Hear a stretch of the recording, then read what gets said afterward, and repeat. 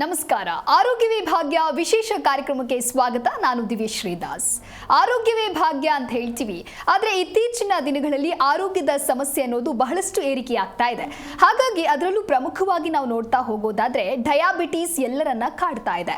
ಹಾಗಾದ್ರೆ ಡಯಾಬಿಟಿಸ್ ಅಂದ್ರೆ ಏನು, ಯಾಕೆ ಈ ಸಮಸ್ಯೆ ಬರುತ್ತೆ, ಜೊತೆಗೆ ಇದಕ್ಕೆ ಇರುವಂತಹ ಕಾರಣ ಹಾಗೂ ಪರಿಹಾರವನ್ನ ತಿಳಿಸಿಕೊಡಲು ಹೋಮಿಯೋ ಕೇರ್ ಇಂಟರ್ನ್ಯಾಷನಲ್ ತಜ್ಞ ವೈದ್ಯರಾಗಿರುವಂತಹ ಡಾಕ್ಟರ್ ಸಾಧನಾ ಅವರು ಇವತ್ತು ನಮ್ಮ ಜೊತೆಗಿದ್ದಾರೆ. ಸೊ ಬನ್ನಿ ಅವರನ್ನ ಕಾರ್ಯಕ್ರಮಕ್ಕೆ ವೆಲ್ಕಮ್ ಮಾಡೋಣ. ನಮಸ್ತೆ ಡಾಕ್ಟರ್, ಕಾರ್ಯಕ್ರಮಕ್ಕೆ ಸ್ವಾಗತ. Thank you very much. Yes doctor, ಇನ್ನು ಇತ್ತೀಚಿನ ದಿನಗಳಲ್ಲಿ ಈ ಡಯಾಬಿಟಿಸ್ ಸಮಸ್ಯೆ ಅನ್ನೋದು ಎಲ್ಲರನ್ನ ಕಾಡ್ತಾ ಇರೋದು ಸರ್ವೇ ಸಾಮಾನ್ಯ ಅಂತ ಹೇಳ್ಬಹುದು. ಯಾಕೆ ಈ ಡಯಾಬಿಟಿಸ್ ಕಾಡ್ತಾ ಇದೆ, ಜೊತೆಗೆ ಈ ಡಯಾಬಿಟಿಸ್ ಅಂದ್ರೆ ಏನು? ಡಯಾಬಿಟಿಸ್ ಇದು ಕ್ರಾನಿಕ್ ಮೆಟಬಾಲಿಕ್ ಡಿಸಾರ್ಡರ್ ಹೇಳ್ತೀವಿ. ಸೊ ಈ ಸಮಸ್ಯೆ ಆ್ಯಕ್ಚುಲಿ ಇನ್ ಇಂಡಿಯಾ ಆಲ್ಮೋಸ್ಟ್ 11.5% ಪಾಪ್ಯುಲೇಷನಲ್ಲಿ ತುಂಬ ಕಾಮನ್ ಆಗಿ ಇತ್ತೀಚೆಗೆ ಕಾಣಿಸ್ತಾ ಇದೆ. ಸೊ ಇದು ಲೈಫ್ ಸ್ಟೈಲ್ ರಿಲೇಟೆಡ್ ಸಮಸ್ಯೆ ಹೇಳ್ಬೋದು, ಅಥವಾ ಲೈಫ್ ಸ್ಟೈಲ್ ರಿಲೇಟೆಡ್ ಸಮಸ್ಯೆ ಅಂದರೆ ಫುಡ್ ಹ್ಯಾಬಿಟ್ಸಲ್ಲಿಂದ ಈ ಥರ ಸಮಸ್ಯೆ ಬರೋಕ್ಕೆ ಚಾನ್ಸಸ್ ಇರುತ್ತೆ. ಅದರ ಜೊತೆ ಫಿಸಿಕಲ್ ಆ್ಯಕ್ಟಿವಿಟೀಸ್ ಏನು ಮಾಡೋಕ್ಕೆ ಕಷ್ಟ ಆಗುತ್ತೆ, ಅಥವಾ ಸಿಡೆಂಟ್ರಿ ಲೈಫ್ ಸ್ಟೈಲ್ ಇದ್ದರೆ ಈ ಥರ ಸಮಸ್ಯೆ ಬರ್ಬೋದು, ಆ ಥರ ಹೇಳ್ತೀವಿ. ಸೊ ಡಯಾಬಿಟಿಸ್ ಅಂದರೆ ಇದು ಮೆಟಬಾಲಿಕ್ ಡಿಸಾರ್ಡರಿಂದ ಹಾರ್ಮೋನಲ್ ವ್ಯತ್ಯಾಸ ಆಗಿ, ಅಥವಾ ಏನಾದರೂ ಸ್ಟ್ರೆಸ್ ಫ್ಯಾಕ್ಟರ್ಸ್ ತುಂಬ ಜಾಸ್ತಿ ಪ್ರಮಾಣದಲ್ಲಿ ಇದ್ದರೆ, ಅದು ಕೋಪಪ್ ಮಾಡೋಕ್ಕೆ ಕ್ಷಮತಾ ಇಲ್ಲ, ತಡ್ಕೊಳ್ಳೋ ಕ್ಷಮತಾ ಇಲ್ಲ ಅಂದರೆ ಈ ಥರ ಕ್ರಾನಿಕಲಿ ಅಂದರೆ ಸಡನ್ ಆಗಿ ಡಯಾಬಿಟಿಸ್ ಯಾವುದು ಕಾರಣದಿಂದ ಬರಲ್ಲ. ಬಟ್ ಡಯಾಬಿಟಿಸ್ ಬರೋಕ್ಕೆ ಕಾರಣ ಅಂದರೆ ಇದು ಕ್ರಾನಿಸಿಟಿ ಇರುತ್ತೆ ಡಯಾಬಿಟಿಸ್ಗೆ, ಅಂದರೆ ತುಂಬ ವರ್ಷದಿಂದ ಇದು ನಡೀತಾ ಇರುತ್ತೆ ಬಾಡಿಯಲ್ಲಿ. ಓಕೆ ಡಾಕ್ಟರ್, ಇನ್ನು ಡಯಾಬಿಟಿಸ್ ಅಂದ್ರೆ ಏನು ಅಂತ ತಿಳಿಸ್ಕೊಟ್ಟಿದ್ದೀರಾ. ಇನ್ನು ಇದಕ್ಕೆ ಇರುವಂತಹ ಗುಣಲಕ್ಷಣಗಳು ಯಾವುದು, ಅಂದ್ರೆ ಡಯಾಬಿಟಿಸ್ ಸಮಸ್ಯೆ ಇದೆ ಅಂತ ಹೇಳಿ ಗೊತ್ತಾಗೋದು ಹೇಗೆ? ಫಸ್ಟ್ ಕಾಮನ್ ಸಿಂಪ್ಟಮ್ ಅಂದರೆ ಸಡನ್ ಆಗಿ ವೇಟ್ ಲಾಸ್ ಆಗೋಕ್ಕೆ ಶುರು ಆಗುತ್ತೆ. ಸೊ ವೇಟ್ ಲಾಸ್ ಜೊತೆ ಕೆಲವೊಂದು ಸರಿ ಬಾಯಾರಿಕೆ ಜಾಸ್ತಿ ಆಗುತ್ತೆ, ದಾರ ಜಾಸ್ತಿ ಆಗುತ್ತೆ, ಆ ಥರ ಹೇಳ್ತಾ ಇರ್ತಾರೆ ಜನಗಳು. ಅದರ ಜೊತೆ ಹಸಿವು ಕೂಡ ಚೆನ್ನಾಗಿರುತ್ತೆ, ಯೂರಿನೇಷನ್ ಫ್ರೀಕ್ವೆನ್ಸಿ ತುಂಬ ಜಾಸ್ತಿ ಇರುತ್ತೆ, ಎಸ್ಪೆಷಲಿ ನೈಟ್ ಟೈಮಲ್ಲಿ ಯೂರಿನೇಷನ್ ಫ್ರೀಕ್ವೆನ್ಸಿ ತುಂಬ ಜಾಸ್ತಿ ಪ್ರಮಾಣದಲ್ಲಿ ಇರುತ್ತೆ. ಕೆಲವೊಂದು ಸರಿ ಇದು ಸಡನ್ ಆಗಿ ಗ್ಯಾಸ್ಟ್ರಿಕ್ ಸಮಸ್ಯೆ ಜಾಸ್ತಿ ಬರೋಕ್ಕೆ ಚಾನ್ಸಸ್ ಇರುತ್ತೆ. ಸ್ಕಿನ್ ಮೇಲೆ ಏನಾದರೂ ಡ್ರೈನೆಸ್ ಆಗಿ, ಅಥವಾ ಸಡನ್ ಆಗಿ ಕರ್ತಾ ಶುರುವಾಗಿ ಸ್ಕಿನ್ ಈಚಿಂಗ್ ಇರುತ್ತೆ. ಅದರ ಜೊತೆ ಕಣ್ಣಲ್ಲಿ ಮಂಜು ಕಾಣಿಸ್ತಾ ಇರುತ್ತೆ. ಸೊ ಇದು ಮಾಮೂಲಿ ಅಂದರೆ ಕಾಮನ್ ಸಿಂಪ್ಟಮ್ಸ್ ಆ ಥರ ಹೇಳ್ಬೋದು. ಸೊ ಈ ಕಾಮನ್ ಸಿಂಪ್ಟಮ್ಸ್ ಜೊತೆ ಯಾವಾಗಲೂ ಗ್ಯಾಸ್ಟ್ರಿಕ್ ಸಮಸ್ಯೆ ಇದ್ದರೆ ಕೆಲವೊಂದು ಸರಿ ಇದು ಆಕ್ಸಿಡೆಂಟ್ಲಿ ಡಯಾಗ್ನೋಸಿಸ್ ಆಗುತ್ತೆ. ಸೊ ಕೆಲವೊಂದು ಸರಿ ಏನು ಸಿಂಪ್ಟಮ್, ಇದು ಸ್ವೀಟ್ ಪಾಯ್ಸನ್ ಥರ. ಸೊ ತುಂಬ ಸಿಕ್ರೆಟಿವ್ ಇರುತ್ತೆ, ಏನು ಸಿಂಪ್ಟಮ್ಸ್ನು ಕೂಡ ಕಾಣಿಸಲ್ಲ. ಬಟ್ ಸಡನ್ ಆಗಿ ಏನಾದರೂ ಲ್ಯಾಬ್ ಟೆಸ್ಟ್ ಮಾಡ್ತಾ ಇದ್ದೀರಾ ಅಂದರೆ ಆ ಟೈಮ್ ಗೊತ್ತಾಗುತ್ತೆ. ಸೊ ಇದಕ್ಕೆ ಡಯಾಬಿಟಿಸ್ ಸಮಸ್ಯೆ ಅಂದರೆ ಲಕ್ಷಣಗಳು ಹೇಳ್ತೀವಿ. Okay doctor. ಎಸ್ ವೀಕ್ಷಕರೇ, ನೀವು ಕೂಡ ನಮ್ಮ ಕಾರ್ಯಕ್ರಮವನ್ನ ನೋಡ್ತಾ ಇದ್ದು ನಿಮಗೂ ಡಯಾಬಿಟಿಸ್ ಸಮಸ್ಯೆ ಇದ್ರೆ ನಿಮ್ಮ ಟಿವಿ ಸ್ಕ್ರೀನ್ ಮೇಲೆ ಲಭ್ಯವಾಗ್ತಾ ಇರುವಂತಹ ಸಂಖ್ಯೆಗೆ ಕರೆ ಮಾಡಬಹುದು, ಡಾಕ್ಟರ್ ಜೊತೆಗೆ ಮಾತನಾಡಬಹುದು, ಹಾಗೂ ನಿಮ್ಮ ಸಮಸ್ಯೆಗೆ ಪರಿಹಾರವನ್ನ ಕಂಡುಕೊಳ್ಳಬಹುದು. ಎಸ್ ಡಾಕ್ಟರ್, ಇನ್ನು ಡಯಾಬಿಟಿಸ್ ಬಗ್ಗೆ ಹೇಳ್ತಾ ಇದ್ರಿ, ಇನ್ನು ಹೋಮಿಯೋ ಕೇರ್ ನಲ್ಲಿ ಈ ಡಯಾಬಿಟಿಸ್ ಸಮಸ್ಯೆಗೆ ಯಾವ ರೀತಿಯ ಚಿಕಿತ್ಸೆಯನ್ನ ಕೊಡ್ತೀರಾ, ಹಾಗೆ ಬೇರೆ ಹಾಸ್ಪಿಟಲ್ಗಿಂತ ನಿಮ್ಮಲ್ಲಿ ಹೇಗೆ ಭಿನ್ನವಾಗಿರುತ್ತೆ ಟ್ರೀಟ್ಮೆಂಟ್ ಅನ್ನೋದಾದ್ರೆ? ಓಕೆ. ಸೊ ಡಯಾಬಿಟಿಸ್ ಬರೋಕ್ಕೆ ಮುಂಚೆ ಏನಾಗುತ್ತೆ ಅಂದರೆ ಇನ್ಸುಲಿನ್ ಪ್ರೊಡಕ್ಷನ್, ನಮ್ಮ ದೇಹದಲ್ಲಿ ಇನ್ಸುಲಿನ್ ಪ್ರೊಡಕ್ಷನ್ ಚೆನ್ನಾಗಿದ್ರೆ ಎಲ್ಲ ಸರಿಯಾಗಿ ನಡೀತಾ ಇರುತ್ತೆ. ಬಟ್ ಇನ್ಸುಲಿನ್ ಪ್ರೊಡಕ್ಷನ್ ಚೆನ್ನಾಗಿದೆ, ಬಟ್ ಅದು ಅಕ್ಸೆಪ್ಟೆನ್ಸ್ ಲೆವೆಲ್ ಇರಲ್ಲ, ಅಥವಾ ಅದು ಪ್ರೊಡಕ್ಷನ್ ಇದೆ ಬಟ್ ಯುಟಿಲೈಸೇಷನ್ ಮಾಡೋ ಕ್ಷಮತಾ ಇರಲ್ಲ. ಅಂದರೆ ಸ್ವಲ್ಪ ಫುಡಲ್ಲಿ ಅಂದರೆ ಹೈಪರ್ ಗ್ಲೈಸೆಮಿಯಾ ಹೇಳ್ತೀವಿ, ಅದು ಎಲ್ಲ ಗ್ಲೂಕೋಸ್ ಯಾವುದು ಅದೇ ನಾನು ಫುಡ್ ತಿಂತೀನಿ, ಆ ಫುಡಿಂದ ಕಾರ್ಬೋಹೈಡ್ರೇಟ್ ಸಿಗುತ್ತೆ. ಸೊ ಆ ಕಾರ್ಬೋಹೈಡ್ರೇಟ್ಸಿಂದ ಗ್ಲೂಕೋಸ್ ಅಂದರೆ ಎನರ್ಜಿ ಸಿಗುತ್ತೆ. ಸೊ ಈ ಎನರ್ಜಿ ಗ್ಲೂಕೋಸ್ ಎಲ್ಲ ಡಯಾಬಿಟಿಸ್ ಇದ್ದರೆ ಅದು ಲಾಕ್ ಆ್ಯಂಡ್ ಕೀ ಕಾನ್ಸೆಪ್ಟಿಂದ ಕೀ ಇರಲ್ಲ. ಕೀ ಅಂದರೆ ಏನು, ಇದು insulin. So insulin hormone. So insulin hormone ಇಲ್ಲ ಅಂದರೆ ಇದು ಗ್ಲೂಕೋಸ್ ನಮ್ಮ ಬ್ಲಡಲ್ಲಿ ಸರ್ಕ್ಯುಲೇಟ್ ಆಗಲ್ಲ, ಅಥವಾ ಬ್ಲಡ್ ಸೆಲ್ಸ್ಗೆ ಅಥವಾ ಬಾಡಿ ಸೆಲ್ಸ್ಗೆ ಟಿಶ್ಯೂಸ್ಗೆ ಅದು ಗ್ಲೂಕೋಸ್ ಎನರ್ಜಿ ಸಿಗಲ್ಲ. ಸೊ ಆ ಟೈಮ್ ಇದು ಎಲ್ಲ ಗ್ಲೂಕೋಸ್ ಬ್ಲಡಲ್ಲಿ ಅಕ್ಯುಮುಲೇಟ್ ಆಗ್ತಾ ಇರುತ್ತೆ. ಸೊ ಅದಕ್ಕೆ ಹೈಪರ್ ಗ್ಲೈಸೆಮಿಯಾ ಹೇಳ್ತೀವಿ. ಸೊ ಈ ಸಮಸ್ಯೆ ಬಂದಾಗ ಅಂದರೆ ಈ ಸಮಸ್ಯೆ ಬರುತ್ತಾ ಇದೆ ಅಂದರೆ ಅದು ಐಲೆಟ್ಸ್ ಆಫ್ ಲ್ಯಾಂಗರ್ ಹ್ಯಾನ್ಸಲ್ಲಿ ಏನಾದರೂ ಪ್ರೊಡಕ್ಷನಲ್ಲಿ ಏನಾದರೂ ಕಷ್ಟ ಇದ್ದರೆ, ಅಥವಾ ಸ್ಟ್ರಕ್ಚರಲ್ ಏನಾದರೂ ಡ್ಯಾಮೇಜ್ ಇದ್ದರೆ ಈ ಥರ ಲಾಕ್ ಆ್ಯಂಡ್ ಕನ್ಸೆಪ್ಟ್ ಬರಲ್ಲ. ಸೊ ಆ ಟೈಮ್ ಇನ್ಸುಲಿನ್ ಪ್ರೊಡಕ್ಷನ್ ಆಗಲ್ಲ, ಅಥವಾ ಇನ್ಸುಲಿನ್ ಅಲ್ಲಿ ಏನಾದರೂ ವ್ಯತ್ಯಾಸ ಶುರು ಆಗುತ್ತೆ ಅಥವಾ ರೆಸಿಸ್ಟೆನ್ಸ್ ಡೆವಲಪ್ ಆಗುತ್ತೆ. ಸೊ ಆ ಟೈಮ್ ಡಯಾಬಿಟಿಸ್ ಬಂದಿದೆ ಆ ಥರ ಹೇಳ್ಬೋದು. ಓಕೆ ಡಾಕ್ಟರ್, ಇನ್ನು ಡಯಾಬಿಟಿಸ್ ಇದೆ ಅಂತ ಹೇಳಿ ಸಾಕಷ್ಟು ಜನ ನೆಗ್ಲೆಕ್ಟ್ ಮಾಡ್ತಾ ಇರ್ತಾರೆ. ಅವ್ರಿಗೆ ಸ್ಟಾರ್ಟಿಂಗ್ ಸ್ಟೇಜ್ನಲ್ಲಿ ಗೊತ್ತಾಗೋದಿಲ್ಲ. ಹಾಗೆ ಸಿವಿಯರ್ ಆದಾಗ ಅವ್ರು ಏನೆಲ್ಲ ಕಾಂಪ್ಲಿಕೇಶನ್ನ ಎದುರಿಸಬೇಕಾಗುತ್ತೆ? ಕಾಂಪ್ಲಿಕೇಶನ್ಸಲ್ಲಿ ಎನರ್ಜಿ ಅಂದರೆ ಫಾರ್ ಎಕ್ಸಾಂಪಲ್ ಐಸ್, ಕಣ್ಣಲ್ಲಿ ಏನಾದರೂ ಮಂಜು ಕಾಣಿಸಿದ ಮೇಲೆ ಡಯಾಬಿಟಿಕ್ ರೆಟಿನೋಪ್ಯಾಥಿ ಹೇಳ್ತೀವಿ. ಅಥವಾ ನರಗಳಿಗೆ ಏನಾದರೂ ಡ್ಯಾಮೇಜ್ ಆಗ್ತಾ ಇದೆ ಅಂದರೆ ಇದು ಜನರಲ್ ಪೆರಿಫೆರಲ್ ನ್ಯೂರೋಪಥಿ ಹೇಳ್ತೀವಿ. ಸೊ ಕೆಲವೊಂದು ಸರಿ ಇದು ಕಾರ್ಡಿಯಾಕ್ ಅಥವಾ ಹಾರ್ಟ್ ರಿಲೇಟೆಡ್ ಸಿಮ್ಟಮ್ಸ್ನು ಕೂಡ ನಡೆಯೋಕ್ಕೆ ಶುರು ಆಗುತ್ತೆ. ಸೊ ಬ್ಲಡ್ ವೆಸಲ್ಸಲ್ಲಿ ಗ್ಲೂಕೋಸ್ ಜಾಸ್ತಿ ಪ್ರಮಾಣದಲ್ಲಿ ಇದ್ದರೆ ಅದು ಬ್ಲಡ್ ವೆಸಲ್ಸ್ ಸ್ವಲ್ಪ ಥಿನ್ ಆಗಿ ಅಥವಾ ಥಿಕ್ ಆಗಿ ಅದು ಸ್ಟಿಫ್ನೆಸ್ ಬರೋಕ್ಕೆ ಚಾನ್ಸಸ್ ಇರುತ್ತೆ. ಸೊ ಆ ಸ್ಟಿಫ್ನೆಸ್ಸಿಂದ ಅಥೆರೋಸ್ಕ್ಲೆರೋಸಿಸ್ ಪ್ರಾಬ್ಲಮ್ಸ್ ಬರೋಕ್ಕೆ ಚಾನ್ಸಸ್ ಇರುತ್ತೆ. ಸೊ ನಮ್ಮ ಹೋಮಿಯೋಪ್ಯಾಥಿದಲ್ಲಿ ಈಗ ನೋಡಬೇಕಂದ್ರೆ ಇದು ಇನ್ಸುಲಿನ್ ಪ್ರೊಡಕ್ಷನ್ ಕಡಿಮೆ ಇದ್ದರೆ ಅದರಲ್ಲಿ ಫೋಕಸ್ ಮಾಡಿಬಿಟ್ಟು ನಮ್ಮ ಮೆಡಿಸಿನ್ಸ್ ಇರುತ್ತೆ. ಅಥವಾ ಇನ್ಸುಲಿನ್ ರೆಸಿಸ್ಟೆನ್ಸ್ ಇದ್ದರೆ ಅದು ಏನು ಕಾರಣ ರೆಸಿಸ್ಟೆನ್ಸ್ ಆಗಿರೋದು ಆ ಕಾರಣಕ್ಕೆ ರೂಟ್ ಕಾಸಲ್ಲಿ ಟ್ರೀಟ್ಮೆಂಟ್ ಕೂಡ ಇರುತ್ತೆ. ಫಾರ್ ಎಕ್ಸಾಂಪಲ್ ಸೈಸಿಜಿಯಮ್ ಇದು ಒಂದು ಮದರ್ ಟಿಂಕ್ಚರ್ ಅಂದರೆ ಒಂದು ಮೆಡಿಸಿನ್ ಇರುತ್ತೆ. ಸೊ ಈ ಮೆಡಿಸಿನ್ಸಲ್ಲಿ ಕೆಲವೊಂದು ಸರಿ ಇನ್ಸುಲಿನ್ ಪ್ರೊಡಕ್ಷನ್ ಕರೆಕ್ಟಾಗಿ ಆಗ್ತಾ ಇಲ್ಲ ಅಂದರೆ ಅದರಲ್ಲಿ ಅಂದರೆ ಪ್ಯಾನ್ಕ್ರಿಯಾಸ್ಗೆ ಸ್ಟಿಮ್ಯುಲೇಷನ್ ಮಾಡೋ ಥರ ಮೆಡಿಸಿನ್ಸ್ ಡೆಫಿನೆಟ್ಲಿ ಹೋಮಿಯೋಪಥಿದಲ್ಲಿ ಇರುತ್ತೆ. ಓಕೆ, ಇನ್ನು ಡಾಕ್ಟರ್, ಶುಗರ್ ಸಮಸ್ಯೆ ಇದೆ ಅಂತ ಹೇಳಿದ್ರೆ ಸ್ವೀಟ್ಸ್ ಹೆಚ್ಚಾಗಿ ತಿನ್ನಬಾರ್ದು, ಶುಗರ್ ಕಂಟೆಂಟ್ ಇರೋದನ್ನ ಕಡಿಮೆ ಪ್ರಮಾಣದಲ್ಲಿ ಸೇವನೆ ಮಾಡಬೇಕು ಅಂತ ಹೇಳ್ತಾರೆ. ಇದು ನಿಜನಾ ಅಥವಾ ಹೇಳೋದಾದ್ರೆ ಇದಕ್ಕೆ ರೀಸನ್ ಏನು? ಯೂಶ್ವಲಿ ಶುಗರ್ ಅಂದರೆ ಅಗೇನ್ ಗ್ಲೂಕೋಸ್. ಸೊ ನಮ್ಮ ದೇಹದಲ್ಲಿ ಇನ್ಸುಲಿನ್ ಪ್ರೊಡಕ್ಷನ್ ಕರೆಕ್ಟಾಗಿ ಆಗ್ತಾ ಇಲ್ಲ ಅಂದರೆ ಅದು ಗ್ಲೂಕೋಸ್ ಎಷ್ಟು ಜಾಸ್ತಿ ಪ್ರಮಾಣದಲ್ಲಿ ಉತ್ಪತ್ತಿ ಆಗಿದ್ದರೆ ಅದು ಡೈಜೆಷನ್ ಆಗಲ್ಲ ಅಥವಾ ಬಾಡಿಗೆ ಕರೆಕ್ಟಾಗಿ ಸಿಗಲ್ಲ. ಸೊ ಆ ಟೈಮ್ ಬಾಡಿಗೆ ಸಿಗ್ತಾ ಇಲ್ಲ, ಇನ್ಸುಲಿನ್ ಪ್ರೊಡಕ್ಷನ್ ಇಲ್ಲ. ಸೊ ಅದರಿಂದ ಇನ್ನೂ ಸಮಸ್ಯೆ ಜಾಸ್ತಿ ಆಗ್ಬೋದು. ಅದಕ್ಕೆ ಕಾರಣ ಸ್ವಲ್ಪ ಸಕ್ಕರೆ ಅಥವಾ ಶುಗರ್ ಕಡಿಮೆ ತಿನ್ನೋದು, ಆ ಥರ ಸಜೆಷನ್ಸ್ ಕೊಡ್ತಾ ಇದ್ದಾರೆ. ಓಕೆ ಡಾಕ್ಟರ್, ಮಾತನಾಡೋಣ. ನಮಸ್ತೆ ಉಮಾದೇವಿ, ಎಲ್ಲಿಂದ ಕರೆ ಮಾಡ್ತಾ ಇದ್ದೀರಾ? ಮೇಡಮ್ ನಮಸ್ತೆ, ನಾವು ಇದರಿಂದ ಮಾತಾಡ್ತಾ ಇದೀವಿ, ಯಲಹಂಕ ಏರ್ಪೋರ್ಟ್ ಇಂದ ಆಚೆ ಮೇಡಮ್. ಓಕೆ, ಡಾಕ್ಟರ್ ಇದ್ದಾರೆ, ಮಾತನಾಡಿ. ನಮಸ್ತೆ ಅಮ್ಮ. ನಮಸ್ತೆ ಉಮಾದೇವಿ ಅವರೇ, ಹೇಳಿ. ಮೇಡಮ್ ನನಗೆ 19 ವರ್ಷದಿಂದ ಡಯಾಬಿಟಿಕ್ ಇದೆ. ಓಕೆ. ನಾನು ಡ್ಯೂಪ್ರಾ ಟ್ಯಾಬ್ಲೆಟ್ ತಗೋತಾ ಇದ್ದೆ. ಓಕೆ. ಆಮೇಲೆ ಇನ್ಸುಲಿನ್ ನಾನು ತಗೊಂಡಿಲ್ಲ. ಒಂದ್ಸಲ ಹಾಸ್ಪಿಟ್ಲ್ಗೆ ಹೋದಾಗ ಆ ಇನ್ಸುಲಿನ್ ಒಂದು ವಾರ ತಗೊಂಡೆ, ಆಮೇಲೆ ಬಿಟ್ಬಿಟ್ಟೆ. ಈಗ ಸ್ವಲ್ಪ ಕಾಲಿಲ್ಲ. ಓಕೆ. ಇದು ಉಜ್ಜೋಮ್ ಬರೋದಾಗುತ್ತೆ, ಮತ್ತೆ ತಲೆ ಸುತ್ತೋದಾಗುತ್ತೆ. ಯಾಕೆ ಅಂತ ಗೊತ್ತಾಗ್ತಿಲ್ಲ. ಅದೇ ಟ್ಯಾಬ್ಲೆಟ್ ತಗೋತಾ ಇದ್ದೀನಿ. ಹಾಗಲಕಾಯಿ ಡೈಲಿ ತಿನ್ನಿ ಅಂತ ಹೇಳಿದ್ದಾರೆ, ತಿಂತಾ ಇದ್ದೀನಿ. ಅದೇನೋ ತಿಂದ್ರೆ ಪ್ರಾಬ್ಲಮ್ ಆಗುತ್ತಾ ಅಂತ ಗೊತ್ತಾಗ್ತಾ ಇಲ್ಲ. ಅದು ಬೇಯಿಸಿ ತಿಂತಾ ಇದ್ದೀನಿ. ಓಕೆ. ಸೊ ನೋಡಿ ಉಮಾದೇವಿ ಅವರೇ, ಹಾಂ, ಓಕೆ. ಸೊ ಉಮಾದೇವಿ ಅವರೇ, ಏನಾಗುತ್ತೆ ಅಂದರೆ ನೀವು ತುಂಬ ವರ್ಷದಿಂದ ಈ ಥರ ಇಂಗ್ಲೀಷ್ ಮೆಡಿಸಿನ್ಸ್ ತಗೊಳ್ಳುವಾಗ ಅದು ನಮ್ಮ ದೇಹಕ್ಕೆ ಅದು ಹ್ಯಾಬಿಟ್ ಆಗುತ್ತೆ, ಅದು ಅಭ್ಯಾಸ ಆಗುತ್ತೆ.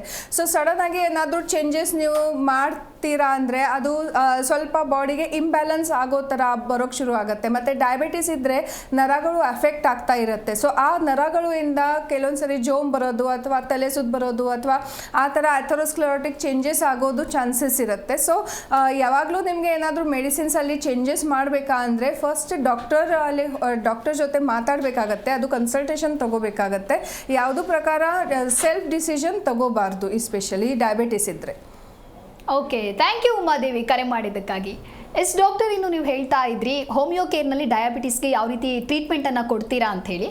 ಇಫ್ ಹೋಮಿಯೋ ಕೇರ್ನಲ್ಲಿ ಅವರು ಟ್ರೀಟ್ಮೆಂಟ್ ತೊಗೊಂಡ್ರೆ ಡಯಾಬಿಟಿಸ್ ಮತ್ತೆ ಬರುತ್ತಾ, ಹೇಗೆ ಕಂಟ್ರೋಲ್ ಆಗುತ್ತಾ?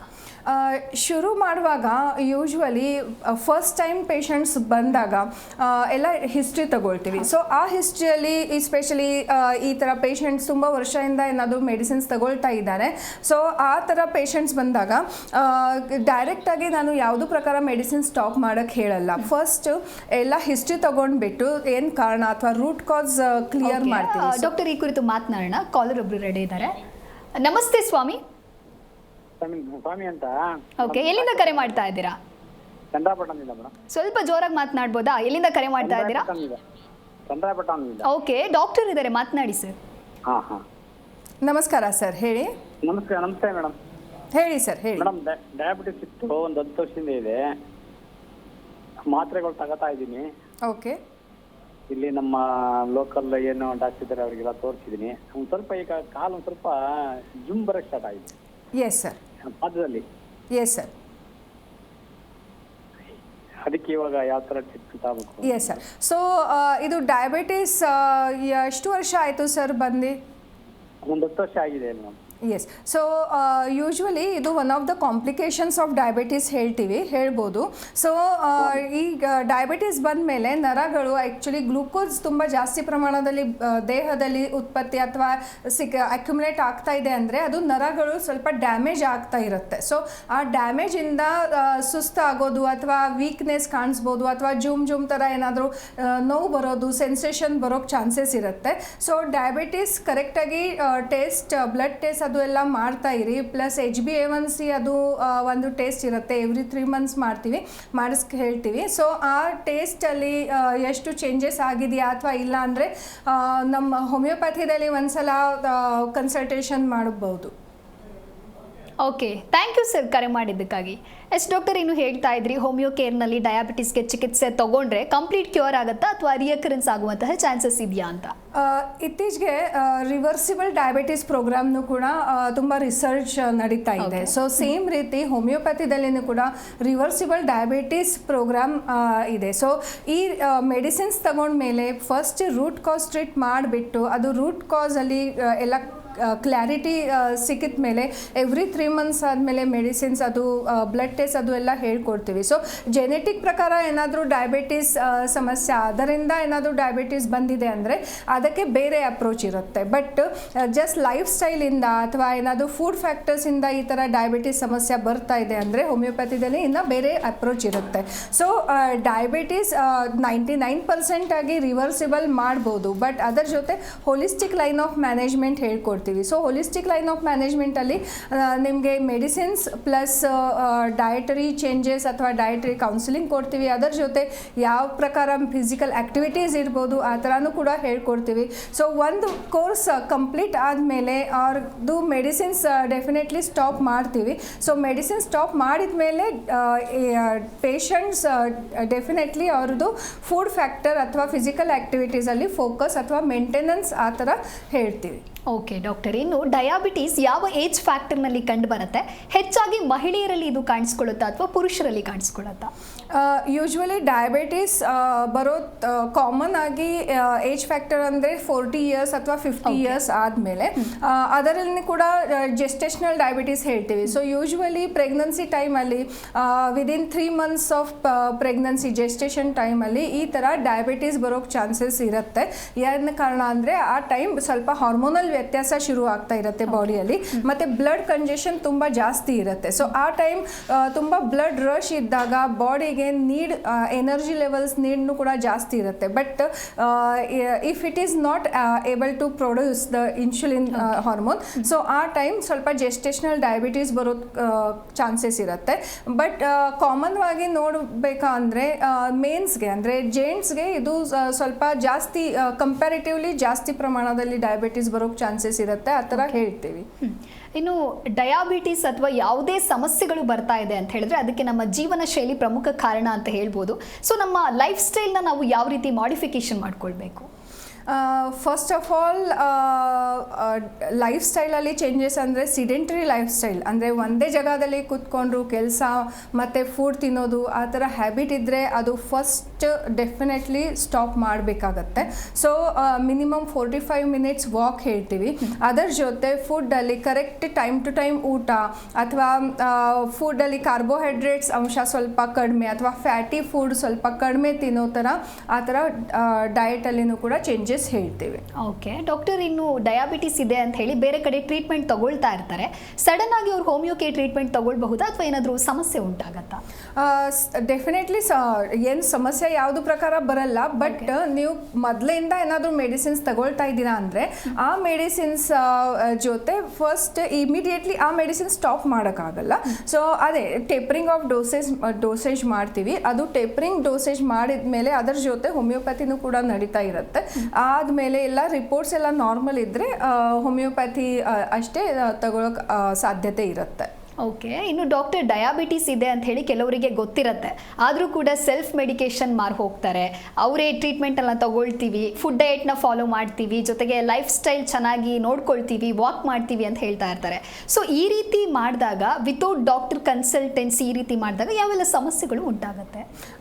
ಯೂಶ್ವಲಿ ಏನಾಗ್ಬೋದು ಅಂದರೆ ಡಯಾಬಿಟಿಸಲ್ಲಿ ಅಂದ್ರೂ ಕೂಡ ಡಿಫ್ರೆಂಟ್ ವೇರಿಯೇಷನ್ಸ್ ಇರುತ್ತೆ. ಸೊ ಸಪೋಸ್ ಸ್ಟ್ರಕ್ಚರಲ್ ಡ್ಯಾಮೇಜ್ ಏನಾದರೂ ಅಂದರೆ ಪ್ಯಾನ್ಕ್ರಿಯಾಸ್ ಆರ್ಗನಲ್ಲಿ ಏನಾದರೂ ಡ್ಯಾಮೇಜ್ ಇದ್ದರೆ ಆ ಟೈಮ್ ಯಾವುದು ಪ್ರಕಾರ ಮೆಡಿಸಿನ್ಸ್ ಸ್ಟಾಪ್ ಮಾಡೋಕ್ಕೆ ಸಾಧ್ಯತೆ ಇರಲ್ಲ. ಸೊ ಯೂಶ್ವಲಿ ಈ ಥರ ಸೆಲ್ಫ್ ಮೆಡಿಕೇಷನ್ ಅಥವಾ ಏನೋ ಜಸ್ಟ್ ಲೈಫ್ ಸ್ಟೈಲಲ್ಲಿ ಚೇಂಜಸ್ ಮಾಡಿದ ಮೇಲೇನೂ ಕೂಡ ಅದು ಕಂಟ್ರೋಲ್ ಬರಲ್ಲ. ಸೊ ಟೈಪ್ 1 ಡಯಾಬಿಟಿಸ್ ಇದ್ದರೆ ಸ್ವಲ್ಪ ಈ ಥರ ಸೆಲ್ಫ್ ಮೆಡಿಕೇಷನ್ ಅವಾಯ್ಡ್ ಮಾಡಬೇಕಾಗತ್ತೆ. ಟೈಪ್ 2 ಅಥವಾ ಜೆಸ್ಟೇಷನಲ್ ಡಯಾಬಿಟಿಸ್ ಇದ್ದರೆ ಅದು ಡೆಫಿನೆಟ್ಲಿ ರಿವರ್ಸಿಬಲ್ ಮಾಡ್ಬೋದು. ಬಟ್ ಅದನ್ನು ಕೂಡ ಡಾಕ್ಟರ್ ಜೊತೆ ಕನ್ಸಲ್ಟ್ ಮಾಡಿಬಿಟ್ಟು ಮೆಡಿಸಿನ್ಸ್ ಯಾವ ಥರ ಚೇಂಜಸ್ ಬೇಕಾಗತ್ತೆ ಅದು ಡಾಕ್ಟರ್ ಹೇಳ್ಕೊಡ್ತಾರೆ, ಅದೇ ರೀತಿ ಪ್ಲ್ಯಾನಿಂಗ್ ನಡಿಬೋದು. ಓಕೆ, ಇನ್ನು ಕೆಲವರು ಲೈಫ್ ಟೈಮ್ ಈ ಮಧುಮೇಹ ಸಮಸ್ಯೆ ಇರುತ್ತಾ ಅನ್ನೋದು ಒಂದು ಡೌಟಲ್ಲಿ ಇರ್ತಾರೆ, ಅಥವಾ ಯಾವಾಗಲೂ ಕೂಡ ಟ್ಯಾಬ್ಲೆಟ್ ಸೇವನೆ ಮಾಡ್ತಾ ಇರಬೇಕಾ ಅಂತ ಈ ಕುರಿತು ಹೇಳೋದಾದರೆ? So before this 10 to 15 years back it was very common K diabetes ಬಂದಿದೆ ಅಂದರೆ ಇದು ಲೈಫ್ ಲಾಂಗ್ ಕಾಯಿಲೆಗಳು. ಯೂಶ್ವಲಿ ಮೊದಲು ಏನಂದರೆ ಡಯಾಬಿಟೀಸ್ ಅಂದರೆ ಬ್ಯಾಂಕರ್ಸ್ ಡಿಸೀಸ್ ಅಥವಾ ಕಿಂಗ್ಸ್ ಡಿಸೀಸ್ ಆ ಥರ ಹೇಳ್ತಾ ಇದ್ವಿ. ಸೊ ಇತ್ತೀಚೆಗೆ ಆ ಥರ ಏನೂ ಇರಲ್ಲ. ಬಟ್ ಸ್ವಲ್ಪ ಲೈಫ್ ಸ್ಟೈಲಲ್ಲಿ ನೀವು ಚೇಂಜಸ್ ಮಾಡ್ತೀರಾ ಅಂದರೆ ಡಯಾಬಿಟಿಸ್ನು ಕೂಡ ರಿವರ್ಸಿಬಲ್ ಆಗ್ಬೋದು, ಅಥವಾ ಡಯಾಬಿಟಿಸ್ ಮೆಡಿಸಿನ್ಸ್ನು ಕೂಡ ಸ್ಟಾಪ್ ಮಾಡ್ಬೋದು. ಬಟ್ ಇದು ಪೇಷಂಟ್ಸ್ದು ಕೋಆಪ್ರೇಷನ್ ಮೇಲೆ ತುಂಬ ಇಂಪಾರ್ಟೆಂಟ್ ಇರುತ್ತೆ. ಓಕೆ, ಇನ್ನು ಫುಡ್ ಡಯಟ್ ಬಗ್ಗೆ ನೀವಾಗ ಹೇಳ್ತಾ ಇದ್ರಿ, ಸರಿಯಾದ ಕ್ರಮದಲ್ಲಿ ನಾವು ಫಾಲೋ ಮಾಡಬೇಕು ಅಂತ. ಸೊ ಒಬ್ಬ ಶುಗರ್ ಪೇಷಂಟ್ನ ಆಹಾರ ಕ್ರಮ ಈ ರೀತಿ ಇರಬೇಕು ಅಂತ ಹೇಳಿದ್ರೆ ಹೇಗಿರಬೇಕು? ಫಾರ್ ಎಕ್ಸಾಂಪಲ್ ಶುಗರ್ ಬಂದಿದೆ ಅಂದರೆ ಅದು HbA1c ಕೆಲವೊಂದು ಸರಿ ಅದು ಅದರಲ್ಲಿ ಕೂಡ ಜಸ್ಟ್ ಬಾರ್ಡರ್ ಲೈನ್ ಇರುತ್ತೆ. ಕೆಲವೊಂದು ಸರಿ ಅಂದರೆ ಫಾರ್ ಎಕ್ಸಾಂಪಲ್ ಬಿಲೋ 5 ಅಂದರೆ ನಾರ್ಮಲ್ ಶುಗರ್ ಹೇಳ್ತೀವಿ. ಬಟ್ ಅದು HbA1c ಸ್ವಲ್ಪ 5 to 6 ಅಲ್ಲಿ ಇದ್ದರೆ ಅದು ಬಾರ್ಡರ್ ಲೈನ್ ಆ ಥರ ಹೇಳ್ಬೋದು. ಸೊ ಬಾರ್ಡರ್ ಲೈನ್ ಶುಗರ್ ಏನಾದರೂ ಇದ್ದರೆ ಅಥವಾ border line diabetes just immediately ಶುರು ಮಾಡಬೇಕಂದ್ರೆ ಫುಡ್ಡಲ್ಲಿ ಎವ್ರಿ 2 hours ಸ್ವಲ್ಪ ಫುಡ್ ತಿಂತಾ ಇರಬೇಕು. ಆ ಥರ ಒಂದು ಕಾನ್ಸೆಪ್ಟ್ ನಡೀತಾ ಇದೆ. ಅದರ ಜೊತೆ at a time full food ಅಂದರೆ ಫುಲ್ ಮೀಲ್ ತಿನ್ನಬಾರ್ದು, ಅದನ್ನು ಒಂದು ಕಾನ್ಸೆಪ್ಟ್ ಇದೆ. ಸೊ ಯೂಶ್ವಲಿ ಏನು ನಡೀತೆ ಅಂದರೆ ಸಿಡೆಂಟ್ರಿ ಇತ್ತೀಚೆಗೆ ವರ್ಕ್ ಫ್ರಮ್ ಹೋಮ್ ಇರುತ್ತೆ. ಸೊ ವರ್ಕ್ ಫ್ರಮ್ ಹೋಮ್ ಇದ್ದಾಗ ಔಟ್ಸೈಡ್ ಫುಡ್ ತಿನ್ನೋದನ್ನು ಕೂಡ ಜಾಸ್ತಿ ಆಗಿದೆ, ಜಂಕ್ ಫುಡ್ ತಿನ್ನೋದು ಜಾಸ್ತಿ ಆಗಿದೆ. ಯೂಶ್ವಲಿ ಜಂಕ್ ಫುಡಲ್ಲಿ ಕಾರ್ಬೋಹೈಡ್ರೇಟ್ಸ್ ತುಂಬ ಜಾಸ್ತಿ ಪ್ರಮಾಣದಲ್ಲಿ ಇರುತ್ತೆ. ಸೊ ಕಾರ್ಬೋಹೈಡ್ರೇಟ್ ಜಾಸ್ತಿ ಅಂದರೆ ಗ್ಲೂಕೋಸ್ ಜಾಸ್ತಿ. ಸೊ ಅಷ್ಟೊಂದು ಇನ್ಸುಲಿನ್ ಪ್ರೊಡಕ್ಷನ್ ಇಲ್ಲ ಬಾಡಿಯಲ್ಲಿ ಅಂದರೆ ಅದು ಗ್ಲೂಕೋಸ್ ಕರೆಕ್ಟಾಗಿ ಫೈನಲ್ ಡೆಸ್ಟಿನೇಷನ್ ತನಕ ಹೋಗಲ್ಲ. ಸೊ ಅದರಿಂದ ಕಾಂಪ್ಲಿಕೇಶನ್ಸ್ ಅಂದರೆ ಕಿಡ್ನೀಸಲ್ಲಿ ಫಿಲ್ಟ್ರೇಷನ್ ರೇಟ್ ಕಡಿಮೆ ಆಗಿ ಕೀಟೋ ಆ್ಯಸಿಡೋಸಿಸ್ ಆಗೋಕ್ಕೆ ಚಾನ್ಸಸ್ ಇರುತ್ತೆ. ಸೊ ಡಯಾಬಿಟಿಸ್ ಬಂದ ಮೇಲೆ ಫುಡ್ಡಲ್ಲಿ ಚೇಂಜಸ್ ಮಾಡ್ಬೋದು. ಅದರ ಜೊತೆ ಬಾರ್ಡರ್ ಲೈನ್ ಇದ್ದರೆ ಬೇಗ ವಾಸಿ ಆಗುತ್ತೆ. ಬಟ್ ಸ್ವಲ್ಪ 6 ಇಂದ 8 ಅಥವಾ 9 ತನಕ ಇದ್ದರೆ ಸ್ವಲ್ಪ ಕಂಟ್ರೋಲ್ ಇಲ್ಲ, ಇನ್ನು ಎಫರ್ಟ್ಸ್ ಮಾಡಬೇಕಾಗತ್ತೆ.